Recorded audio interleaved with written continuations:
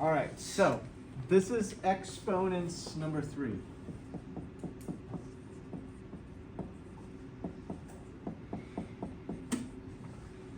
The subtitle is Special Products of Binomials.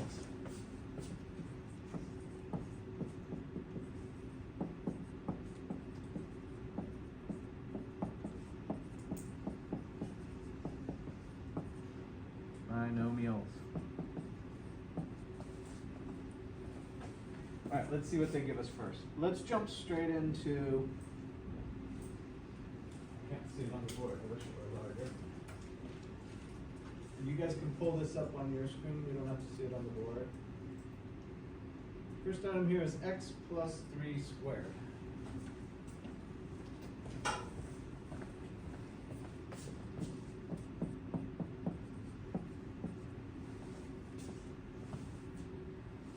All right, first things first. What do you call this number 2 up here in this position? What's a name for that? Power. Power? It's a power, that's good. How about another name? Squared. Squared, that's good. How about another name? Exponent, good. And there might be some more. Anybody got another one that we haven't mentioned yet? Like a lot of things in life, there's multiple names for things, right? So I'll often refer to it as a power 2. Do you know why they call it squared? Why do we call a power 2 squared? Do you know this or remember this? We've talked about it maybe once. It's 2D. I love that. Yeah, that's a great answer. It's 2D, and just to explain that, briefly, if this is a square and you want to find the area, you take this dimension, right, times this dimension, and I know square doesn't necessarily need this. Say it's a rectangle, right? But if you take length times width, and that's the 2D dimension that I so appreciate you saying that, length times width. And so if they're the same dimension, let's say this was x and this was x, because it's a square, it becomes x times x, or x squared. So you're finding the area of a square, it's length times width, and that's where the idea of squared comes from. And then Dennis, go on your logic. Why do they call something to the power of 3 cubed? Because it's 3D. And I think that's the best, if you can remember that, that's the best way to understand it. So cubed is, here's a cube. You didn't draw it too well there. But this is length times width times height. And if they're all the same, it's x times x times x, or x to the power of 3. And that's finding the volume of a cube, right? That's why we use these slang words for x squared being to the power 2 and x cubed to the power 3. Okay. With that said, what this says is to take if it's x squared, it's taking itself, the base, times itself that number of times, the power times. So this whole thing here is called, just to review from before, this is called the base here. This whole thing is now the base. Before we had just an x squared, that would be the base if it's this entire thing. All right, how many terms do you have inside the parentheses? This is 1, and this is 1. How many you got? 2. Hence the name binomial. You okay with that? What's bi mean? No. 2, right? Like a bicycle has 2 wheels, etc. By the way, if you jump up to a tricycle has how many wheels? 3. Right? So that's where these things come from. So this is called a binomial because of the 2 terms, right? And this is a term and that's a term, so they call it 2 terms, a binomial. So now special products. What's product mean? What's a product in math? And I'll give you some words. Sum. What's a sum in math? Almost. Close. Okay, let me give you all 4. Sum, difference, product, quotient. What are those describing in math? If I tell you to sum 2 numbers, say I had a 3 and a 5, and I said, what's the sum? What would you do? You do what? You'd add them. Yeah, sum means add, right? Difference means what? Now go back through them all, right? And just a refresher. What's difference mean? If I gave you a 5 and a 3 and I said, what's the difference? What would you do to the 2 numbers? You would subtract them actually. So here are the 4. Sum is add, difference is subtract. Product is multiply, and quotient is divide. Does this make sense? This was back a few years, just to review. Okay, so, but I appreciate that I'm going through that. So if we're talking about products, it's because we're multiplying binomials. So what does x plus 3 turn out to be? It's x plus 3 times x plus 3. This is a binomial. This is a binomial. This is the base on both. This is the instruction here. Go to the power, do it twice. And now we're going to multiply out this binomial. Special products, we'll see special in a minute, where we'll start to have some different variations that produce some interesting results.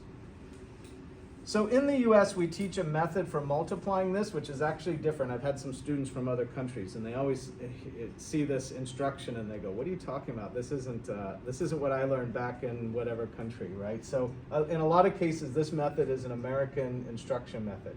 We call it the FOIL method. Have you ever heard of this? F-O-I-L. You ever heard of FOIL?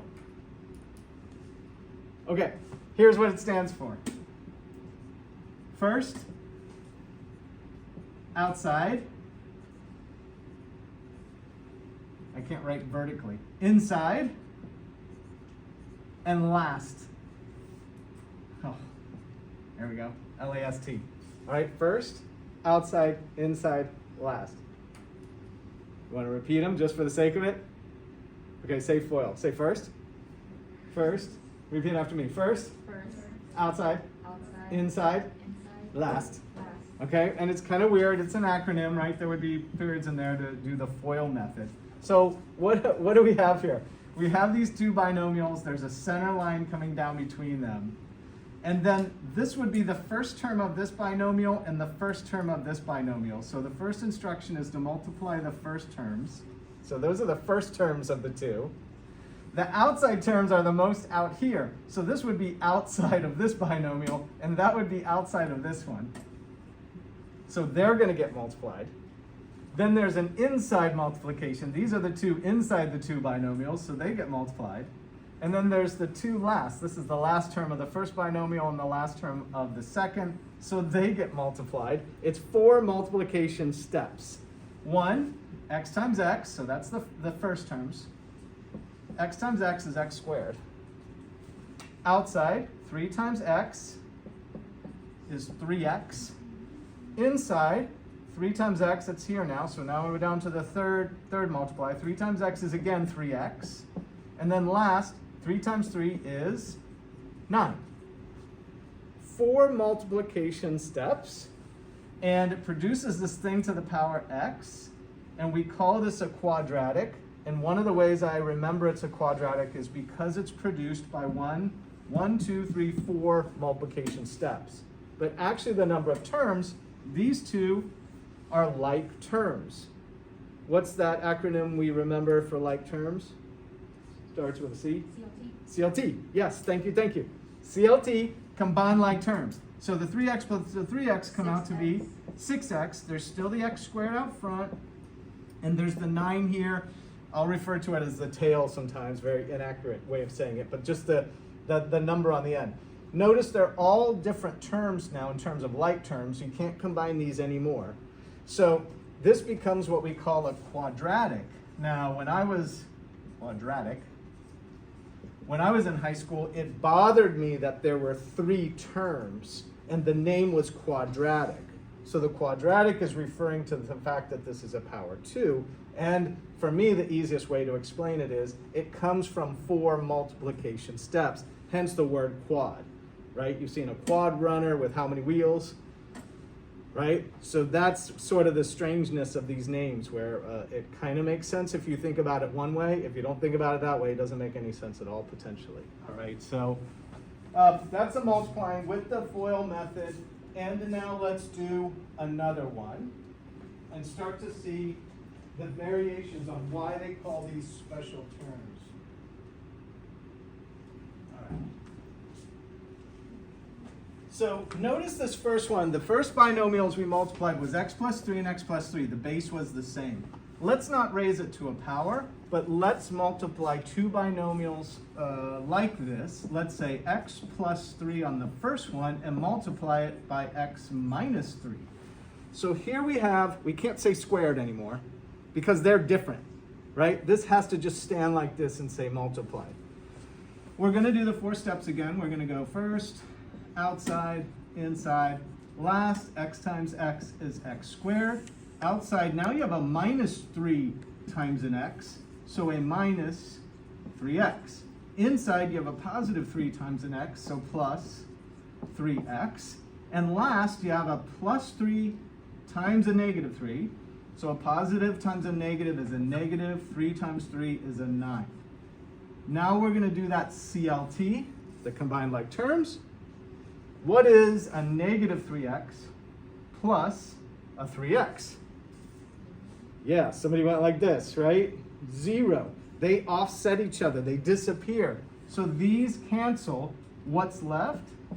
The x squared is, and the minus 9. That's where this word special comes from, special products, because the interesting thing that we find as math people, I guess, is just the multiplying of this type of a binomial that's the same produces one result.